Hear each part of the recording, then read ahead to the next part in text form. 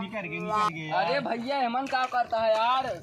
अरे अब आ गया हिस्सा ले आ गया। हाँ यार चला जाए यहाँ से हमारा खेत आई। क्या करता है? तो का बताई पहले सुना ये आया है नहर के पानी है शुरू यहाँ मोट किरा इतना बड़ा के सार मछली आया भाई घेरा तो ये मन और तो हिस्सा न लगा भाग जा मारी ला मारा भाग जल्दी से। अगर आज पाई गए सही से आज के तो खाना वैसे के समझ ला फ्री में जाए तो लेकिन तो कुछ देख पड़े माद मछली हमारे सबके बाकी सब चीज तो है। खाए ठीक है हाँ जूस है जूस मिले लेकिन हाँ तो सब चीजें तो अरे मछली तो भैया पूरा पड़ा तो हम सब मेहनत हम करते ही देखा था।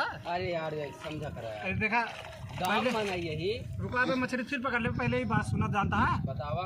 मछली हमारे सब पकड़ाते हैं मेहनत हमारे सब करते हैं मछली हमारे सब के तो बाकी सब चीज तो है। हाँ बन ज्यादा कर भाई जो नहर मारता ही नहर अपने नाम करा ले भाई। नहर ना हो हमारे खेत में हमारा खेत आई यही में की मछली अरे आई यार,